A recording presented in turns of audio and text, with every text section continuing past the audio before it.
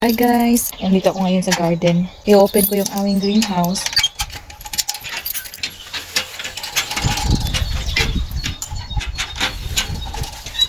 Buksan muna natin yung greenhouse kasi mainit yung panahon.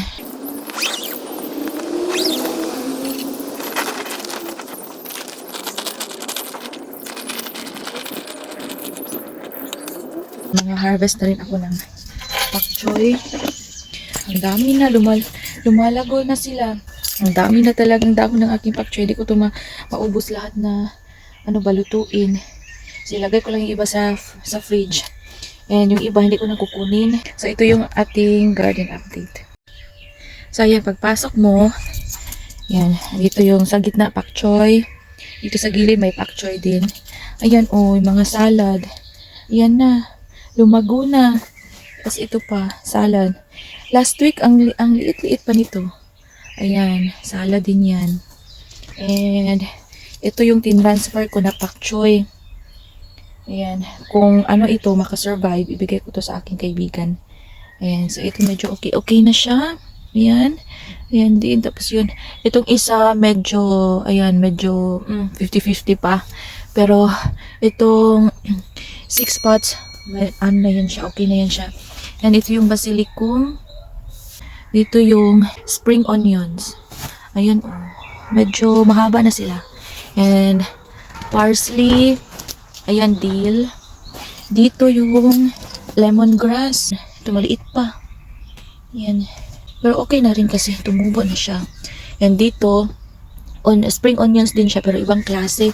Ang tawag nila dito is knitlauk. So, ganyan siya. Para din siyang spring onions pero masyadong maliit kaysa sa regular talaga na spring onions. Tapos ito, ang tawag nito sa Romania is lustian. Ewan ko kung ano yan sa English. Masarap to pag magluto kayo ng sopas. Ito yung spinach. And dito yung aking strawberry. Yan, hindi pa siya tumubo. And dito din. Dito yung eggplant. Hindi pa siya tumubo. Dito is paprika. Wala pa rin. Dito paprika siya pero color green. Dito sa kabila color red. Dito banda sili yan. Pepperoni. Hala! Meron na? Ay hindi pala. Tamo pala to. And dito. Ano to kung ano yung tinanim ng aking asawa dito? Celery. Dito banda celery. Dito wala pa. Ito paprika, bell pepper. And yung tomatoes. And another one there. So, magtatanim pa kami ng iba pang kamatis dyan. At ito yung aming cucumber. Medyo malaki na siya. Diligan ko yung aking strawberry. Mag-dry siya. Kuha lang ako ng tubig.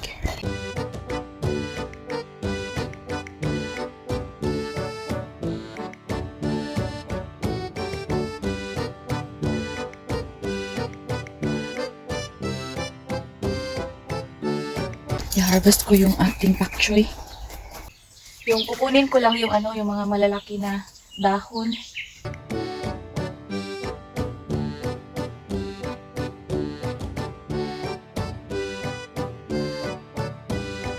Ang dami na yung mga dahon. Malalaki, iwan lang natin yung mga maliit pa. Next time natin yan i-harvest.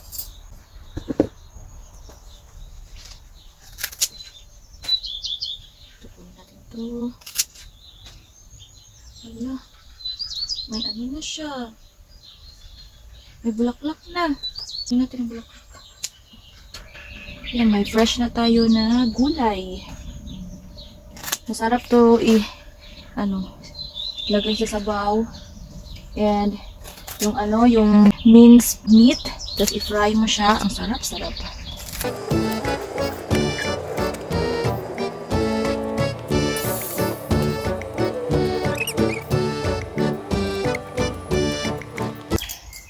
Okay na yan. Next week, yung mga ibang dahon yan, lalaki na yan. Or mga ilang days, lalaki na yan. Dito naman tayo sa kabila. Ito oh, puno na yung aking lalagyan. Meron pa akong i-harvest. Yung kaibigan ko kasi, medyo malayo yung kanilang bahay ba. Baka next week pupunta yun siya dito. Siya na yung mag-harvest. Kuha din ako ng dahon ng salad. Gagawa tayo ng salad.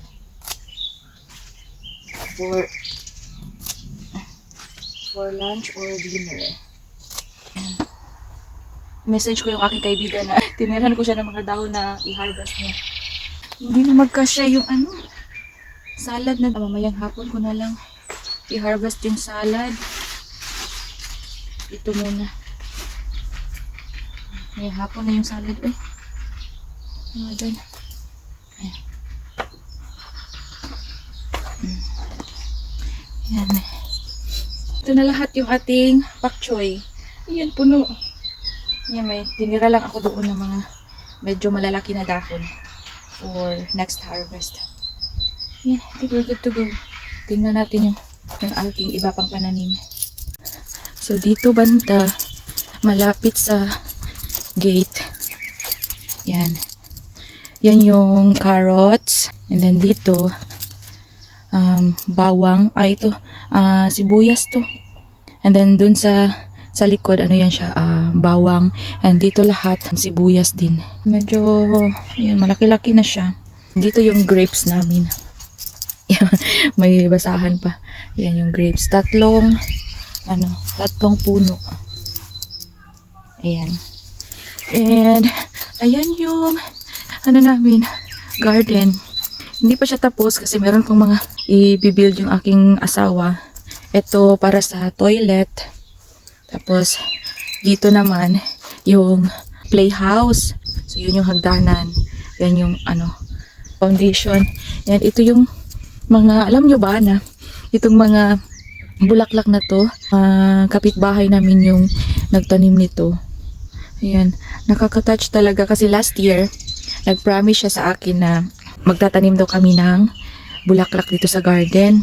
I think 2 days ago, yan, sila yung nagtanim dito kasi nandun ako sa bahay, nagpapatulog ako ng aking anak. Tapos sila nagtanim dito, sabi ng asawa ko, punta ka dito sa baba. Kasi sila yung nagtanim ng mga bulaklak. Yan. Tapos dito din. Yan. Yan. Tapos dito din. Itong halamang ito, may bulaklak na siya pero hindi pa siya nag-bloom. Ayan oh. Napakabait. Napakabait talaga niya. Akala ko, bibigyan lang niya ako ng bulaklak. Tapos ako na yung magtatanim. Yun pala, siya yung magtatanim. Tapos, ito yung aking okra. Yan, medyo nag-green-green na siya. Nung nilagay ko siya sa greenhouse, yellow yung color niya. Yan, ito yung mga bulaklak dito sa harap. Yan, ito yung rose. Dito, meron pang iba pero hindi pa siya masyadong malaki. And ito yung tulips namin. Yan. Last year, tinanim ito ng aking asawa. Ayan. Ngayon, namulaklak na siya. Yan, ang ganda. Favorite flower ko to. Tulips. Yes, yan. Meron pa niyan. Meron pa niyan. Tapos yan. Ang ganda ng mga bulaklak niya. Ayan, oh. Tapos meron pa dito. Ayan. Next year, dadami pa to. Ayan. Ito yung niya. Ayan. Ang dami pa namin lilinisin, i-arrange. Yan, ito yung insect house namin. Yan. Insect hotel. Ayan. And yan. Insect hotel yan. Yan. Hindi pa talaga kami tapos. Dito sa garden. So, dito naman, yan oh. Ito yung mga kahoy na gagamitin sa build ng playhouse. Yan, ito yung mga laruan na ilalagay namin sa loob ng playhouse. Hindi ko pa tinanggal yung decoration ng birthday ng aking asawa. Dito kami sa garden nag-celebrate. Yan, kasama yung aming mga kaibigan dito. Yan, nag-grill. So, ayan, hindi pa masyadong tapos yung aming garden. Ayan, paunti-unti. Magiging din ito. arrange ba, magiging okay, magiging malinis. Kasi ngayon kasi ano pa kami, more on building pa ba, and konting linis, nilinisan namin, tapos ano na naman, may dumi na naman kasi nga ano pa ba, may itatayo pa na mga structure dito sa garden. Ayan, dito mga bulaklak yan siya dyan. Yan. So, kailangan ko pang bubunutin yung mga damo. For the moment na maliit pa sila, hindi ko muna kukunin yung mga damo. Baka mabunot ko yung bulaklak. Ito nga kahapon. Ito, akala ko damo. Ayun pala, bulaklak. Sabi ng asawa ko, bulaklak yan. Late na. Nabunot ko na siya. Pero hindi nasali yung kanyang ugat. So, okay pa yan siya. Sana matutubo pa yan. So, yan muna yung aming garden. So, yan muna yung ating garden update.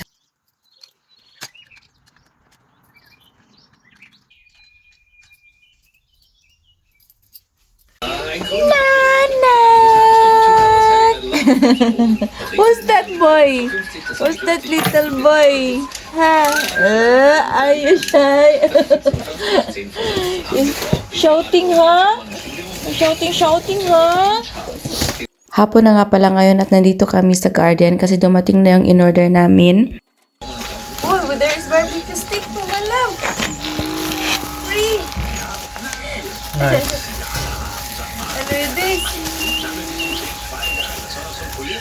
Napa-order kami nito kasi nagsimula ng gumawa ng playhouse yung aking asawa. For sure, may mga maliliit na pirasong kahoy ang maiiwan. Kailangan naming sunugin yun para hindi magtambak dito sa garden. Double purpose na nga pala ito. Pwedeng magsusunog ka lang ng kahoy or pwede rin mag-grill ka dito. Gamit na gamit din to during winter time kapag nababagot kami dito sa bahay. Pupunta lang kami dito sa garden, magsa-start ng maliit na bonfire para hindi masyadong makaramdam ng lamig. At the same time, mag-ihaw-ihaw na rin yung tipong tatambay ka lang para maibsan yung lungkot kahit papano. Wants to play?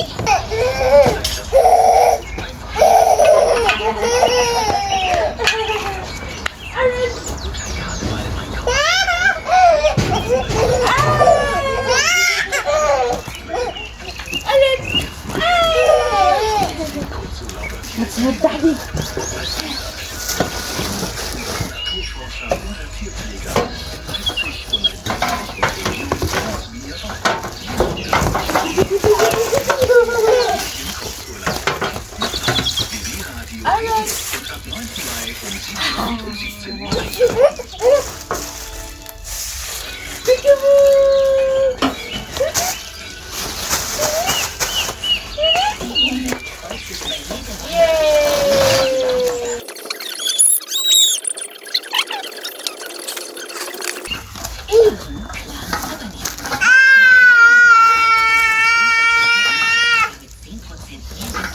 What's that?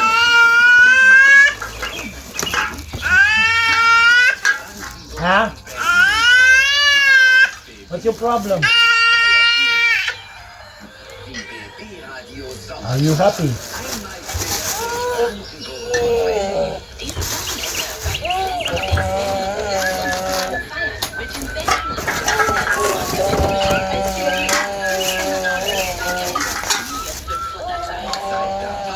Wait, anak, wait.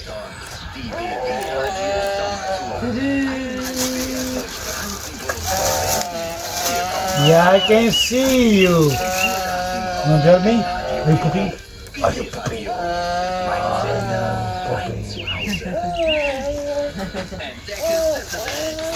You watch, okay? Papapanoorin namin ng nursery rhymes yung aming anak para malibang siya at hindi iiyak at para na rin maka-assist ako sa aking asawa sa pag-assemble. Dapat matapos namin to agad kasi kailangan ko na pakainin ng hapunan yung aming anak, malapit na kasing gumabi. Dito kasi ngayon hindi mo mahahalata na gabi na pala kasi maliwanag pa sa labas. Ganito dito kapag pa-summer na. Ito yung isa sa mga adjustments na hinarap ko dito kasi kapag pa-summer na mahaba na yung araw at saka maikli na yung gabi. Nung bago pa ako dito pag ganitong season, lagi kong tinitingnan yung orasan. Kapag hindi ko gagawin yun, hindi ko mamamalayan na gabi na pala na kailangan na namin kumain ng hapunan o di kaya kailangan ko nang magluto para sa aming hapunan. Baliktad naman kapag malapit na yung winter. Mahaba na yung gabi at maikli na yung araw.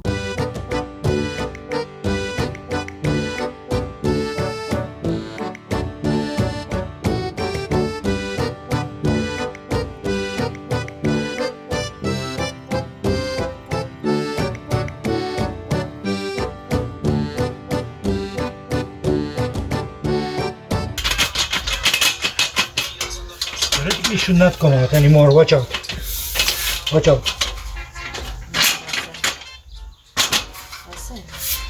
Because of the gravity.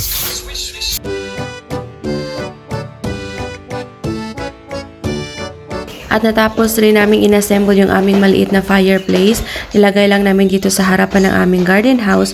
Dito kasi meron siyang enough space para paglagyan ng mga upuan kung sakaling tatambay kami dito sa darating na winter.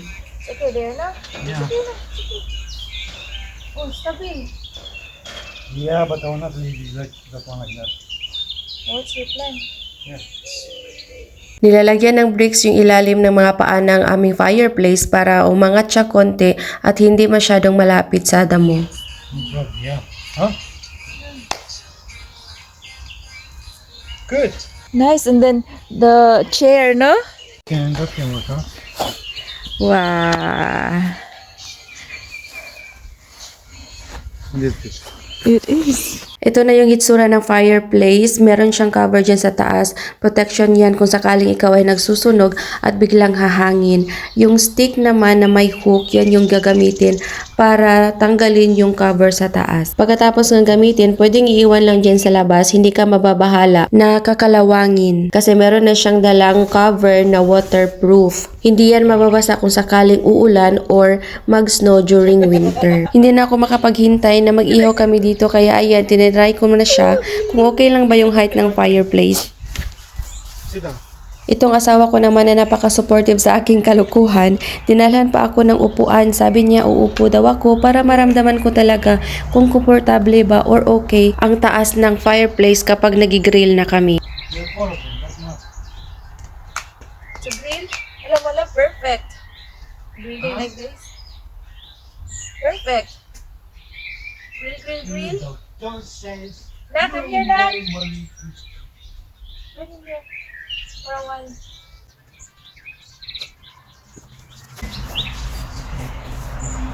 Yeah, I want to come out.